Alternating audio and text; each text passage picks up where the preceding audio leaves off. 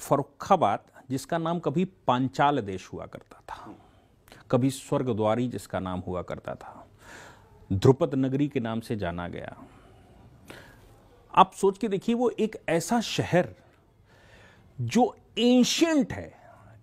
Ancient जब हम कहते हैं तो वो समय है जब कब से शुरू हुआ ये भी पता नहीं है। जैसे आप काशी को कह सकते हैं। मैं ये तो नहीं कहूंगा कि काशी फर्रुखाबाद के बाद डेवलप हुई, लेकिन मैं ये जरूर कहूंगा दोनों समकालीन हैं। क्यों? क्योंकि एंशिएंट काल में जो आदि शंकर हैं वो कैलाश पर विराजमान हैं, वहीं से सृष्टि का निर्माण माना जाता है। और पूरे देश का जो सबसे पुराना मार्ग है कैलाश जाने का, क्योंकि जाओगे तो आराध्य के पास, वो किसी समय पर फर्रुखाबाद से जाता था, पांचाल से जाता था। ग्वालियर लिपू लेक, उज्जैन से लिपू लेक और लिपू लेक से कैलाश, ये मार्ग था जो सबसे पुराना संसार का मार्ग हम मानते हैं वो रहा होगा। फर्रुखाबाद में कभी पांचाल में संगम हुआ करता था गंगा रामगंगा का। अभी पानी कम होने की वजह से थोड़ा आगे चला गया।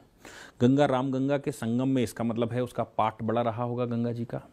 तो वहाँ लोग स्नान करने के बाद गंगा जी पार करके जब हम पांचाल, आज उस महाभारत काल का उत्तरी पांचाल, वो जंगल रहे होंगे, वहाँ से यात्रा शुरू करते हुए लोग जाते थे। तो आप सोचिए कि गंगा स्नान कहाँ करना?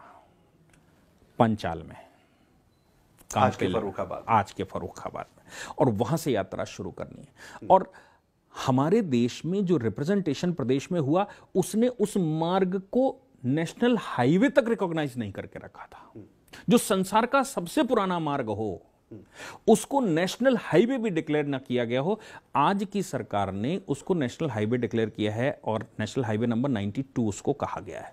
अब उस पर कुछ सैंक्शन हुआ है। हम लोगों ने बहुत प्रयास किया इस विषय पर कि भैया फर्रुखाबाद या पांचाल जो एंशिएंट नगरी है उसमें यात्रा तो शुरू हो, मेन मार्ग तो उसका रिकॉग्नाइज्ड हो। आज की सरकार ने उसको रिकॉग्नाइज किया, लेकिन क्या ये 1947 में नहीं होना चाहिए था? और ऐसा नहीं है कि ये बहुत लंबे समय से उपेक्षित हो। 1713 जब बंगशों ने, बंगश भाई लुटेरे भाई हुआ करते थे, उन्होंने लूट करके इस राज्य को हड़पा था। वहां से उन्होंने एक स्थान का नाम रखा मोहम्मदाबाद, मोहम्मद शाह बंगश ने अपने नाम से। फारूक शेर यहाँ मुगल बादशाह बन चुका था। उसने पूछा भाई ये लुटेरा कैसे हो गया मोहम्मद? तो उसने क्या किया कि पांचाल का नाम बदलकर फर्रुखाबाद रख दिया फारूक शेर के नाम से, और वहां से इसकी यात्रा फर्रुखाबाद की शुरू हुई। उससे पहले ये अपरा काशी कही जाती थी। ये कितने समय पहले की बात लगभग? ये 300 वर्ष। 300 वर्ष। ये जितनी कुदशा इसकी हुई है, ये 300 वर्षों की कुदशा है। और बंगश कहां से आए? पश्तून थे। पश्तून आए, लुटेरे तो होते ही थे, इधर आए लूटने लाटने और देखा कि ये तो स्थान एक सात्विक स्थान है और तीर्थाटन है। तीर्थाटन में इसको कहता हूं कि मुझे लगता है कि तीर्थों के राजा के रूप में पांचाल रह सकता है। क्यों तीर्थाटन? बात को मैं थोड़ा डाइवर्ट इसलिए कर रहा हूं क्योंकि वो आवश्यक है। स्वर्गद्वारी, यानी कि गंगा स्नान करने के बाद कैलाश मानसरोवर की यात्रा शुरू हो। दूसरा, महाभारत के युद्ध की नायिका द्रौपदी का जन्म फर्रुखाबाद काम्पिल्य का है। शांख दर्शन के जो प्रणेता हैं कंपिल मुनि, वो फर्रुखाबाद से यानी कि कंपिल से शुरू होता है। आप शिव पुराण जब पढ़ते हैं तो शिव पुराण में पंचमुखी निरंकार रूप भगवान का देखते हैं, शिव जी का। उस रूप का चरितार्थ चित्रण सिर्फ आपको पांचाल में मिलेगा। वैसे मंदिर और एंशिएंट काल की जो शिवलिंग है और पंचमुखी 4 मुख और दूसरा 5वां ऊपर, वो आपको वहां मिलेगा। इसके अतिरिक्त भगवान बिमल नाथ, आप जानते हैं 13वें तीर्थंकर हुए हैं, उनका जन्म फर्रुखाबाद का है। आप सोचकर देखिए, जब भगवान बुद्ध ज्ञान प्राप्त किए तो उनकी मौसी रहा करती थी मोहम्मदाबाद के इस पास एक जगह है संकिसा। आप तीर्थ स्थलों में संकिसा को पाएंगे। संकिसा वो गए और संकिसा में उन्होंने पहला उपदेश दिया। वो स्थान विश्व पटल पर है, लेकिन हमारे यहां उस पर काम नहीं हुआ। वेदों में एक वेद की रचना फर्रुखाबाद से हुई, जिसको हम बार बार पांचाल कहते हैं, या स्वर्गद्वारी कह लीजिए या अपराकाशी कह लीजिए। याज्ञवल्क्य की जन्मस्थली है और द्रोणाचार्य की जन्मस्थली भी है। महाभारत का युद्ध संसार का सबसे बड़ा युद्ध माना जाता है और उसमें कौरवों की तरफ तमाम सेनापति आप देखते रहे मरते रहे। पांडवों का एक सेनापति था, धृष्टद्युम्न, वो फर्रुखाबाद जनपद का निवासी था। पांचाल का, मतलब द्रौपदी का भाई। एक ही सेनापति रहा उनका। अंत में उसको भी धोखे से अश्वत्थामा ने मारा।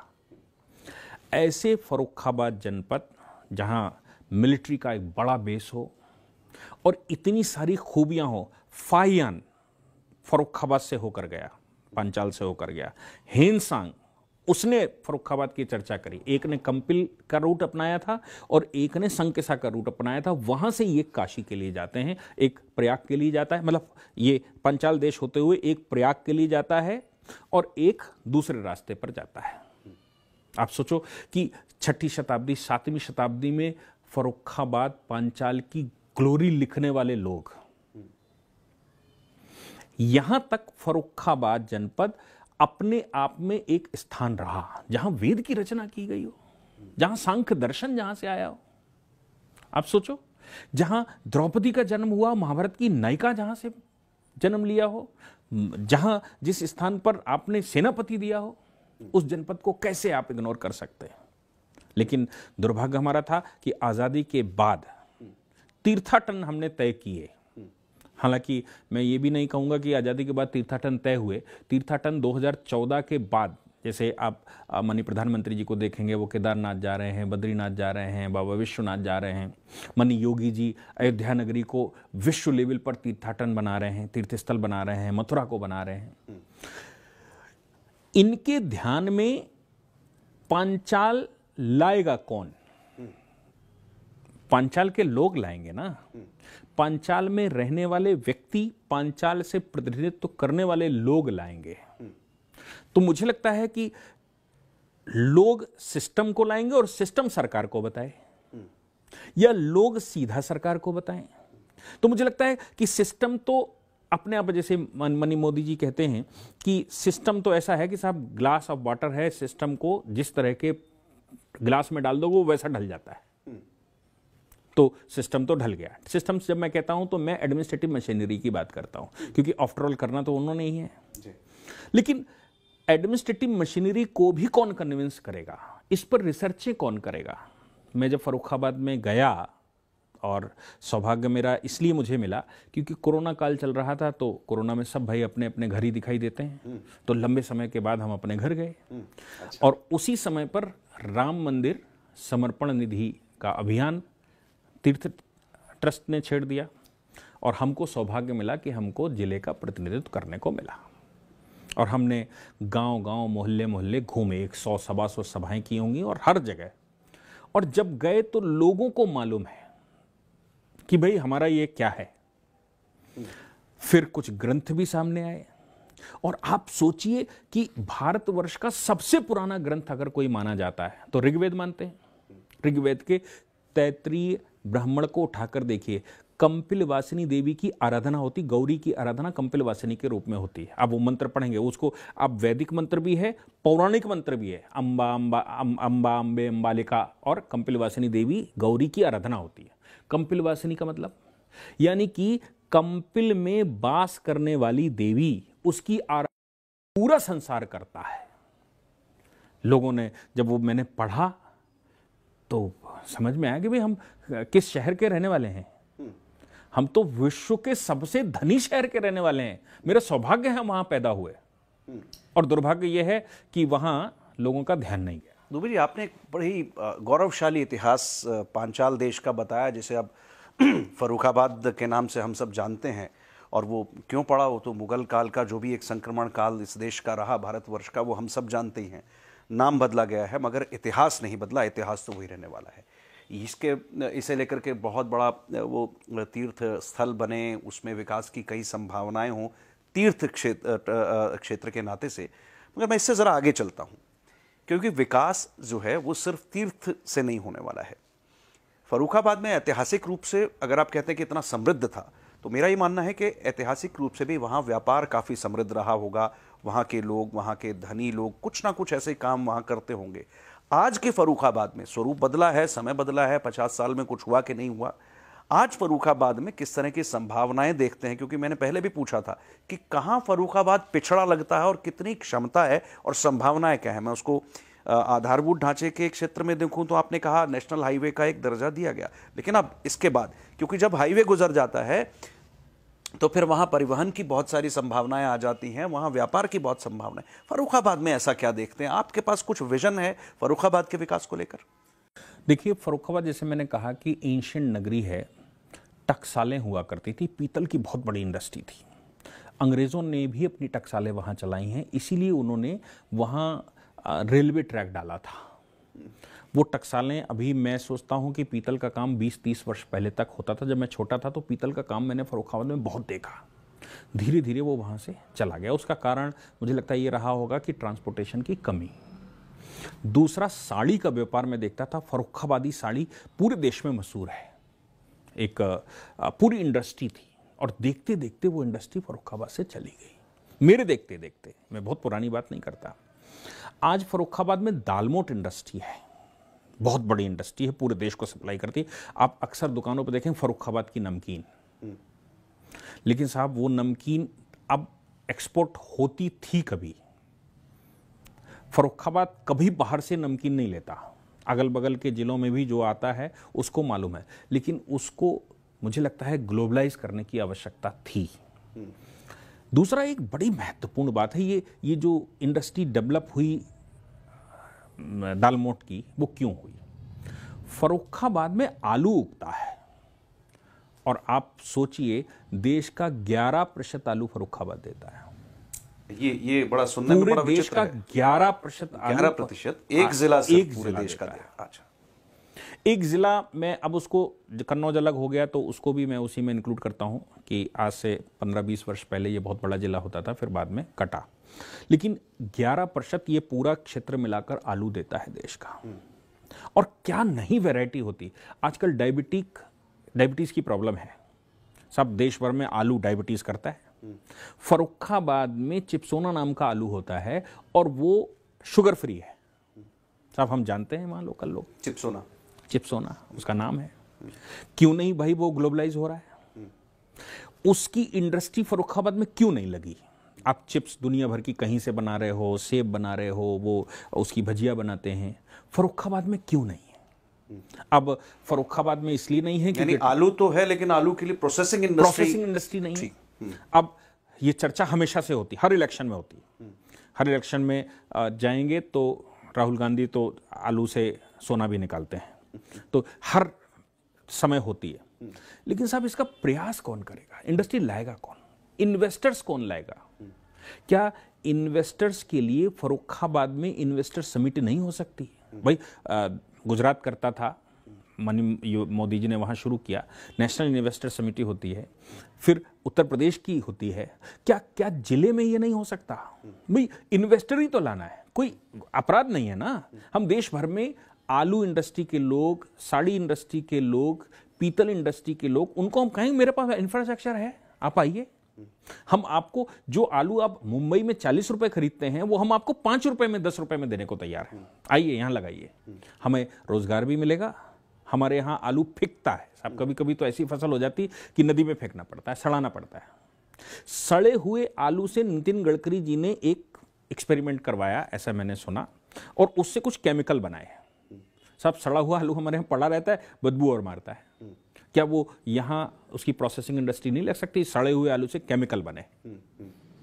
और यदि फूड प्रोसेसिंग इंडस्ट्री आती है तो किसानों को भी दाम सही मिले, और आम गुठलियों के दाम वाली बात है। इसका मुझे लगता है कारण ये रहा होगा कि इंफ्रास्ट्रक्चर धीरे धीरे वहां खत्म होता गया। सलमान खुर्शीद रिप्रेजेंट करते थे। पहले आप सुनो, जाकिर हुसैन पश्तून थे।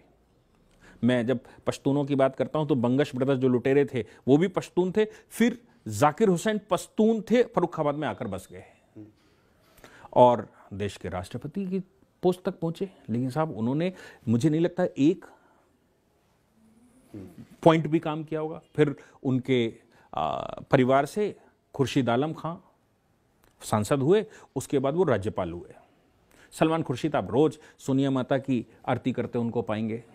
इस्लामिक कैरेक्टर में 3 तलाक पर मुकदमे लड़ते हैं। वो इलाहाबाद हाई कोर्ट जाते हैं कि साहब हम ये अजान नहीं बंद होनी चाहिए, ये इस्लाम का पार्ट है, फर्रुखाबाद को गुंजा दो, बिल्कुल घर घर में अजान लोगों के कान में गूंजे। वो ऐतिहासिक नगरी जो शिव की नगरी है उसमें अजान घरों में जानी चाहिए, इसके लिए वो इलाहाबाद हाई कोर्ट जाते हैं। लेकिन उन्होंने फर्रुखाबाद के लिए क्या कोई विदेश मंत्री रहे, वो इतने इतने बड़े पदों पर रहे, उन्होंने कोई भी एक काम बताएंगे किया है?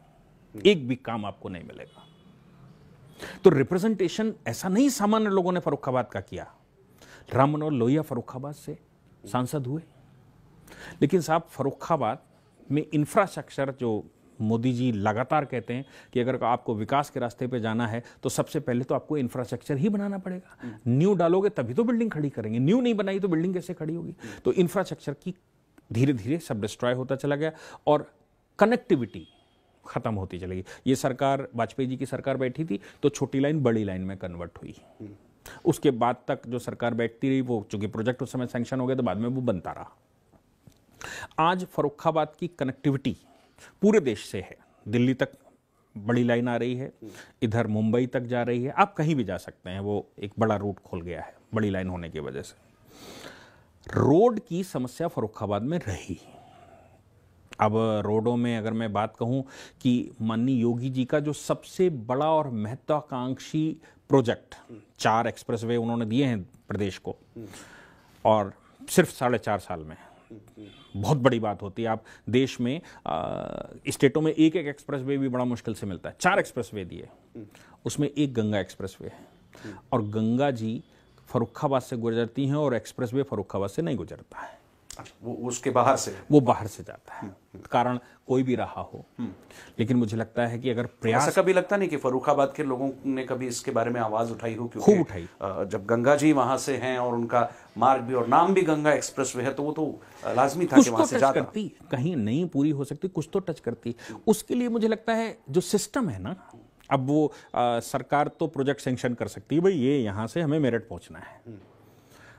सिस्टम क्या कहेगा? साहब यहाँ बालू है इसलिए नहीं हो सकता, यहाँ साहब बस्ती है इसलिए नहीं हो सकती, यहाँ ये प्रॉब्लम है इसलिए नहीं हो सकती, वहाँ जेल होती है इसलिए नहीं हो सकती। सिस्टम को तो बिल्कुल खुली जगह चाहिए जहाँ से वो उठे और सीधा उड़ता चला जाए, भले ही प्रोजेक्ट 5000 करोड़ ज़्यादा का हो जाए। ये सिस्टम का स्वभाव है। सिस्टम को पेन नहीं लेना। पेन किसको लेना चाहिए? पेन लेने के लिए फर्रुखाबाद के लोगों को, पंचाल के लोगों को लेना पड़ेगा। उनको एक प्लान बताना पड़ेगा कि नहीं साहब, ये शाहजहांपुर की बजाय अगर यहां से गुजरे तो इसके ये लाभ और ये हानि है। हम सरकार से बात करें, हम सिस्टम को कन्विंस करें, सिस्टम और सरकार हमको कन्विंस करे। नहीं हो सकता तो क्यों नहीं हो सकता, वो कन्विंस करें, हम जनता को बता सके। जनता के अंदर कौतूहलनेस है कि साहब एक्सप्रेसवे फर्रुखाबाद से नहीं गुजरती, कौन बताएगा? सरकार से, सिस्टम से जो जूझे वो बताने की स्थिति में आए। लेकिन मुझे लगता है कि अभी जो रिप्रेजेंटेशन वहाँ से होता है, वो रिप्रेजेंटेशन उस पैमाने पर खरा नहीं उतरता जिस पर उतरना चाहिए, जो होना चाहिए। तो मुझे लगता है कि अब फर्रुखाबाद में नया मॉडल आ सकता है। क्यों आ सकता है?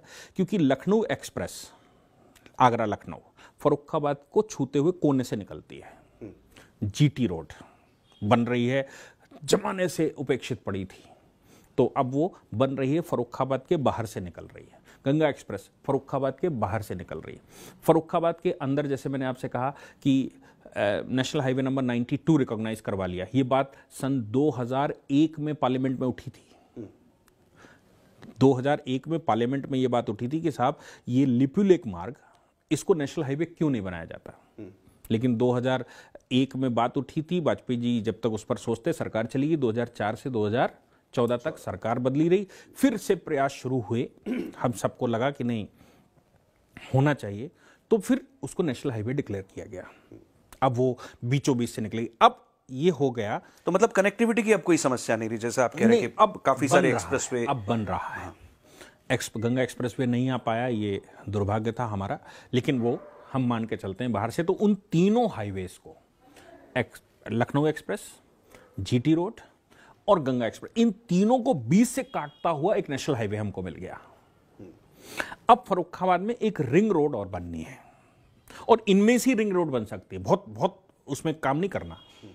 तो मुझे लगता है फिर फर्रुखाबाद बीच में और चारों ओर से कनेक्टिविटी, बड़ी लाइन ब्रॉडबेज की कनेक्टिविटी, दिल्ली सीधा, इधर कासगंज मथुरा, उधर कानपुर, और सीधी कनेक्टिविटी, और रोडों की ऐसी कनेक्टिविटी। तो बीच में अब इंडस्ट्री घर बना सकती है, और फर्रुखाबाद इसका लाभ बहुत बड़ा ले सकता है। इंडस्ट्री के लिए जो कुछ काम की सबसे इंपॉर्टेंट बुनियादी चीज़ें होती हैं, कानून व्यवस्था, और मुझे लगता है कि योगी जी सरकार ने उस पर काफ़ी काम किया ही है। लेबर एक समस्या हमेशा आती है, ट्रेड यूनियंस की कहीं कोई समस्या, उस तरह की चीज़ें, और फिर वहाँ से उनको जाने आने के लिए ट्रांसपोर्टेशन, वो हमने चर्चा की, उनको वहाँ से बाज़ार, छोटे बाज़ार, बड़े बाज़ार, बहुत कुछ इस तरह की चीज़ें। फिर बिजली एक बड़ी चीज़ है। इन सब चीज़ों को लेकर के फर्रुखाबाद में क्या स्थिति है? क्या वो सब उनको वहाँ मिलेगा जो उनको फ्लरिश करने के लिए चाहिए? देखिए, योगी जी की सरकार बैठने के बाद बिजली की तो पूरे प्रदेश में समस्या नहीं है, और फर्रुखाबाद में तो 24 घंटे बिजली मिलती, 24 आवर्स। अगर वो ट्रिप कर भी जाए 10-5 मिनट के लिए, इससे ज़्यादा नहीं करती, 24 आवर्स बिजली वो देते हैं, इसलिए बिजली की कोई समस्या नहीं। दूसरा, इंडस्ट्रियल यूनिटें वहाँ हैं, कोल्ड स्टोरेज हैं उसके आलू के, और उनको तो बिजली मिलती है, कमर्शियल बिजली मिलती है। और कोल्ड स्टोरेज तो आप समझते हैं कि बाकी इंडस्ट्री बंद कर दीजिए, प्रोडक्शन नहीं हुआ, चलो चल जाएगा, लेकिन अगर वो बंद हो गया तो उसमें रखा हुआ माल सड़ जाएगा। इसलिए बिजली तो वहाँ 24 घंटे देते हैं, मेरे को लगता है कोल्ड स्टोरेज की वजह से देते हैं, और एक चेन है कोल्ड स्टोरेज की वहाँ पर। अब वहाँ जो समस्याएं हैं वो हैं शहर के अंदर गलियाँ छोटी होना, उसके लिए आपको मास्टर प्लान लाना पड़ेगा। शहर में जल भराव होना, उसके लिए सीवर लाइन की व्यवस्था करनी पड़ेगी। इतनी सारे यूनिट काम करते हैं, यूनिट से मतलब लोकसभा का पैसा होगा, फिर विधानसभाओं के पैसे होंगे, नगर महापालिका है उसका अलग फंड है, फिर जिला पंचायत है उसका अलग फंड है, फिर उसके बाद ब्लॉक्स हैं, खंड जिसको कहते हैं विकास खंड, उनके पास अलग फंड है, नए पंचायत के पास अलग, और ग्राम पंचायत के पास अलग फंड है। अब इन फंडों को कैसे एक दिशा में लगाया जाए, इसके लिए प्लानर और प्लानिंग की आवश्यकता, किसी ऐसे व्यक्ति की आवश्यकता जो सिस्टम को समझता हो और आवश्यकता को समझता हो। जैसे मैंने कहा कि माननीय मोदी जी ने, ये सबसे बड़ी उपलब्धि उनकी मैं मानता हूं कि उन्होंने गति शक्ति की स्थापना की। गति शक्ति का मतलब ये कि गति कैसे मिले, है तो फंड सबके पास, लेकिन वो एक दिशा में कैसे लगे। अब फर्रुखाबाद में जहां तक मैंने लोगों से बात की, उन्होंने कहा साहब इतना फंड कहां से आएगा जो यहां सीवर लाइन डाली जा सके। साहब हमारे पास अर्बन मिनिस्ट्री है, तो आप समझ सकते हैं कि अर्बन डेवलपमेंट मिनिस्ट्री का काम ही यही है, लेकिन उसका प्लान कौन बनाएगा, फंड कैसे मैनेज होंगे, सरकार से कौन बात करेगा, मिनिस्ट्री से कौन बात करेगा, नगर महापालिका है तो उसमें ये हो सकता है, कौन बात करेगा, कोई बात करने को तैयार नहीं मुझे लगता। अच्छा, दूसरी बात यह है कि माननीय योगी जी से बात करने के लिए व्यक्ति को चारित्रिक रूप से बड़ा स्वच्छ होना पड़ता है, क्योंकि उनकी आभा मंडल ऐसी है कि आप सामने बैठेंगे तो खींच लेते हैं शक्ति, और लोगों की आवाज नहीं निकलती उनके आगे। तो आप कह तो रहे हैं ये, लेकिन उसका प्लान कौन बनाएगा। मैंने जैसे कहा, सिस्टम कुछ नहीं अपने मन से करने वाला, आपको सहयोग सिस्टम के साथ करना पड़ेगा, सिस्टम से करवाना पड़ेगा। सिस्टम को समझने वाले लोग, पुलिस प्रशासन को समझने वाले लोग चाहिए एक जिले में, और इनके सबके बीच में गति शक्ति आप नेशनल लेवल पर लगा रहे हैं, लेकिन वो तब तक बहुत अच्छी सफल नहीं हो सकती जब तक आप सबसे छोटी यूनिट में उसका एक्सपेरिमेंट और पायलट प्रोजेक्ट ना चला लें। तो मुझे लगता है कि गति शक्ति बड़े प्रोजेक्ट के लिए तो ठीक है, लेकिन जिले में इन सबका कोऑर्डिनेशन कैसे होगा। मैं आपको बताऊं, जैसे स्वयं सहायता समूह खुल रहे हैं, मैं अभी कुछ दिन 2-4 दिन पहले था, तो हमारे गांव में स्वयं सहायता समूह खोलने के लिए कुछ महिलाएं थीं, हमारी उनसे बात हुई, तो हमने उनसे कहा कि ठीक है, आप सहायता समूह खोल देंगे, ये कुछ काम करेंगे, इसका प्रोडक्शन कहाँ होगा, बिकेगा कहाँ? उन्हें साहब हम तो खोलने आए। अब एक ग्राम में 4, 5, 6 स्वयं सहायता समूह महिलाओं के खोल दिए, वो कुछ बनाएंगी, उसकी मार्केट कौन दिखाएगा? उसके लिए क्या व्यवस्था है? एक दूसरे के साथ संबंध कौन बनाएगा? एक ग्रुप कुछ बना रहा है, दूसरा कुछ बना रहा है, तीसरा कुछ बना रहा है, उनके सबके बीच में कौन ऐसा होगा जो उन सबका कनेक्शन बना सके और स्मूथ वे में हमारा प्रोडक्शन यहां हो, तो महिलाओं को शक्ति मिलेगी। भाई हमारा प्रोडक्शन होता है, मार्केट पकड़ जाता है, तुरंत चला जाता है मार्केट में, और मार्केट में जो है उससे बहुत सस्ता बन सकता है। मैं एक सहकार भारती नाम का संगठन जानता हूं, वो क्या करते हैं, साबुन बनवाते हैं घरों में, बाथरूम क्लीनर बनवाते हैं घरों में, छोटी छोटी चीजें, और साहब मार्केट से जो चीज आप 100 रुपए की खरीद रहे हैं वो 10 रुपए में तैयार कर देते हैं, 8 रुपए में तैयार कर देते हैं। क्या हमारे गांव में ब्लीच को 1 यूनिट बनाते हुए वो प्रोडक्ट 4 स्वयं सहायता समूह आपस में बनाए और गांव में ही सेल कर लें?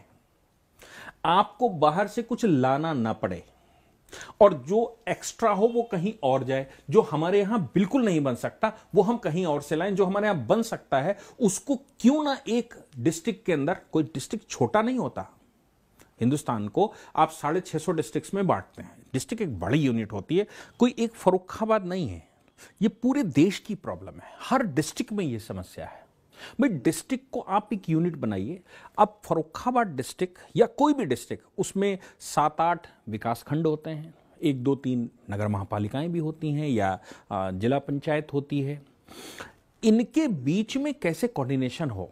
सांसद निधि भी उसी रोड पर लगाई जा रही है। आप जो कह रहे हैं कि एक सांसद की निधि है, एक विधायक की निधि है, या फिर यूं कहें कि केंद्र सरकार की योजनाएं हैं, इधर प्रदेश सरकार की योजनाएं हैं, फिर जिला अपने स्तर पे या खंड अपने स्तर पे कुछ चलाता है, इनमें आपसी संयोजन हो, समन्वय हो, और वो कैसे एक ही दिशा में सभी प्रयास, पूरा बल उसी दिशा में लगे। आपकी जो बात मैं समझ पा रहा हूं। बिल्कुल। क्या है कि सांसद निधि का अपना रोल हो कि भाई सांसद निधि जो है वो 2 विधानसभाओं के बीच की कनेक्टिविटी और उनके बीच का जो ट्रांजिशन पोर्शन है वहां पर खर्च होगी। क्योंकि विधानसभा क्या करेगी, विधायक अपना निधि लगाएगा और जैसे ही साइड में पहुंचने लगे कहेगा ये तो उनका है, तो उनके बीच में कैसे, तो वो सांसद है, वो उनको दोनों कंफर्टेबल बनाएगा। फिर खंड का मामला है, एक विकास खंड दूसरे विकास खंड को कैसे करेगा, तो उनके दोनों के जो ट्रांजिशन पोर्शन है उसमें विधायक निधि लग सकती है और बाकी खंड का ब्लॉक प्रमुख रहता है, वो कर सकता है। और एक गांव आप ले लीजिए, कोई भी एक गांव, और उस गांव का एक मास्टर प्लान बनाइए। उस मास्टर प्लान में जो 5 तरह की निधियां, 6 तरह की निधियां हैं, गांव की भी अपनी निधि है। आप 6 से थोड़ा थोड़ा सहयोग लें तो वो गांव तैयार हो जाएगा। होता क्या है कि एक आया और उसको हमने कहा कि साहब हमारे गांव में सीवर लाइन पड़नी है, या हमारे गांव में ये समस्या है। कहते भैया ये तो 5 करोड़ का मामला है, हमारा तो फंड ही नहीं होता इतना, ये तो 2 करोड़ का मामला है, हो नहीं तो 50 लाख भी नहीं दे सकते, इतना बड़ा डिस्ट्रिक्ट है हमारे पास।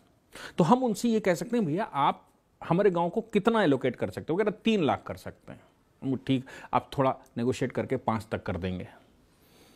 सांसद निधि आ गई।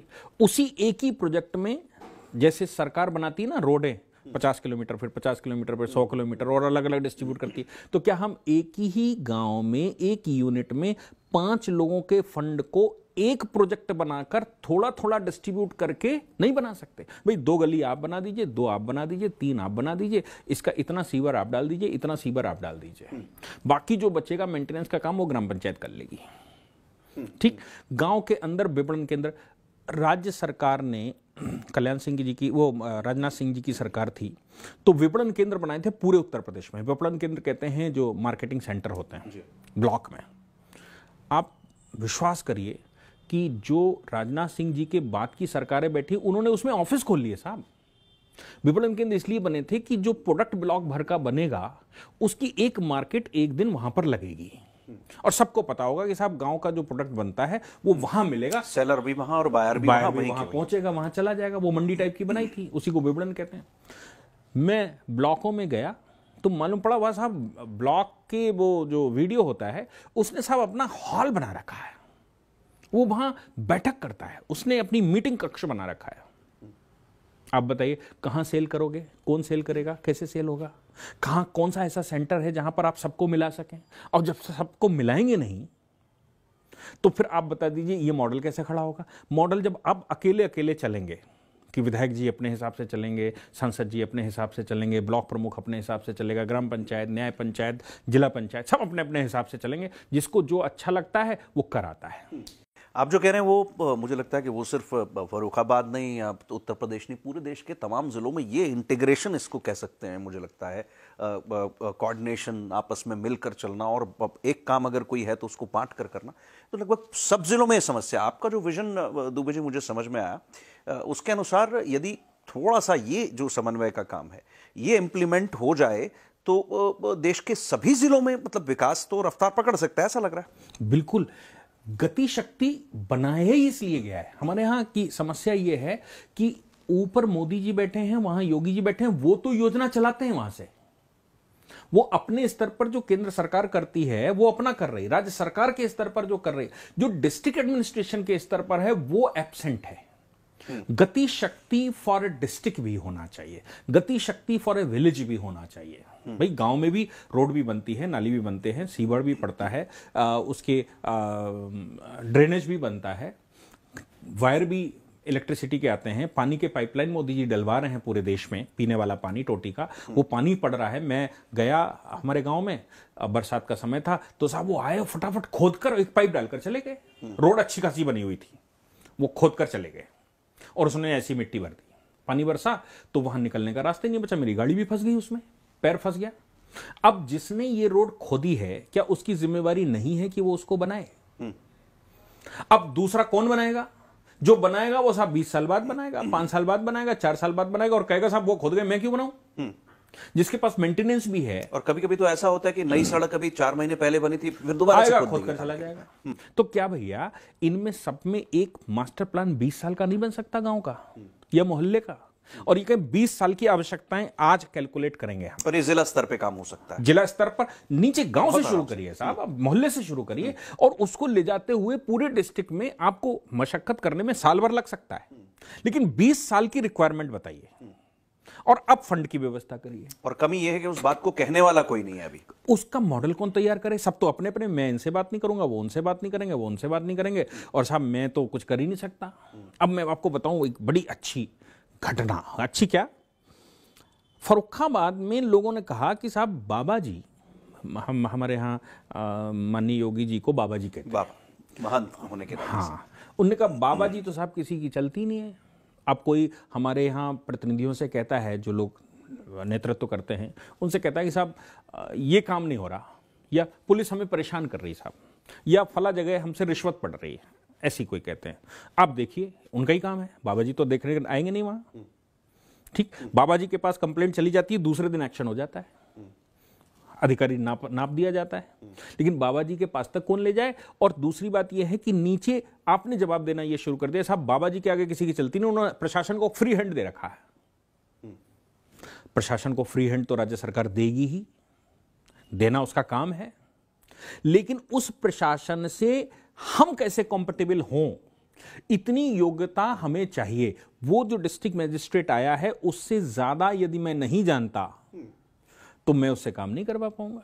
हमारे न्यायालय में कुछ कहा जाता है, हंसी की भाषा में हम कहते हैं न्यायालय में, कहते हैं साहब कुछ लोग चिल्लाकर कुछ फैक्ट पर काम करते हैं, जजमेंट ले आते हैं, कुछ कानून पर ले आते हैं, कुछ चिल्ला कर ले आते हैं, हो करा साहब देख लीजिए, और फिर जब कुछ नहीं आता तो कहेंगे माय लॉर्ड आप ही सबसे बड़े हैं, आप देख लीजिए, गरीब आदमी है, कानून नहीं बताया, फैक्ट नहीं बताया, कुछ नहीं किया, साहब गरीब आदमी है देख लो।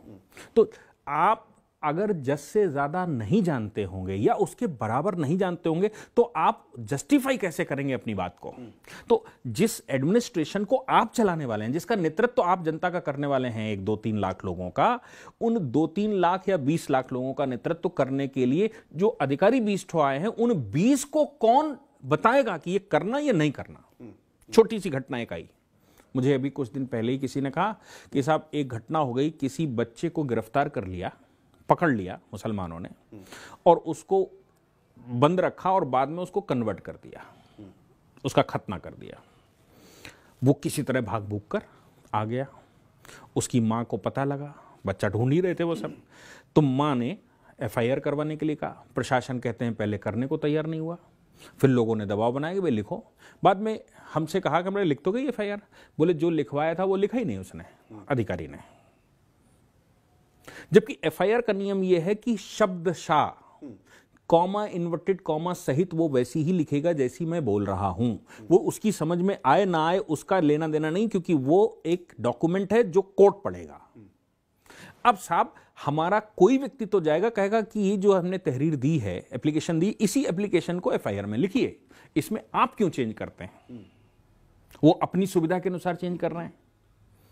ठीक, प्रशासन से, सरकार से आदेश है कि एफआईआर लिखिए। ये योगी जी की सरकार एक पहली सरकार है जो कहती है कि अगर कोई डॉक्यूमेंट आता है उस पर एफआईआर लिख के ही काम करिए।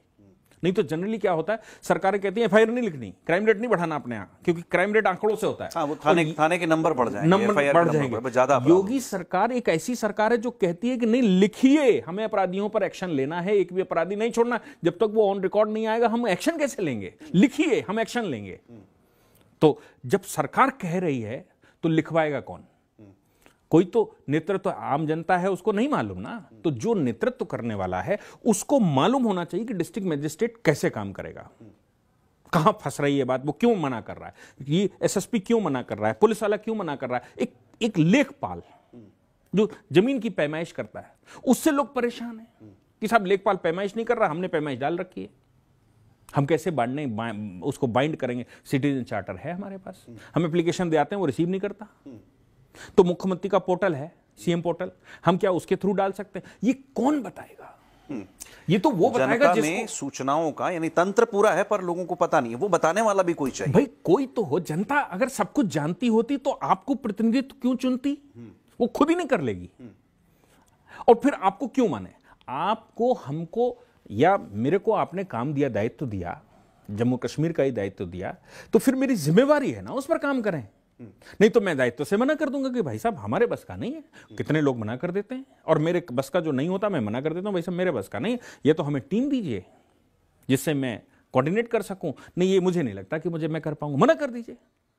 जबरदस्ती क्या है साहब? दायित्व तो हो, बैनर होल्डिंग तो लगे हों, लेकिन मुझे काम नहीं आता। तो फिर आप किस लिए हैं? ये स्थिति है आज की राजनीति की। राजनीति चलने लगा है वंश से साहब, परिवार से, कि साहब हमारे तो दादा 40 साल से थे, सोनिया गांधी, राहुल गांधी रो रहे हैं। किस बात पर रो रहे हैं? कि साहब वो इंदिरा जी की शहादत देखिए, राजीव जी की शहादत देखिए। भाई उनकी शहादत को कोई डिनाई नहीं करता, लेकिन आज डेवलपमेंट भी तो होना है। मेरी उस शहादत को कितने दिन तक आप उसके पीछे खड़े होकर बात करते रहेंगे? आप परिवार को लेकर कब तक चलते रहेंगे? कभी तो परिवार का अंत होगा। मैं फर्रुखाबाद में यानी कि पांचाल में कभी राज्य था ना द्रुपदों का, खत्म हुआ कहां है आज वो?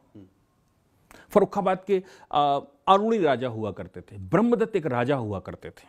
मैं एंशंट पंचाल की बात कर रहा हूं। द्रुपद एक राजा हुआ करते थे। वो परिवार कहां है?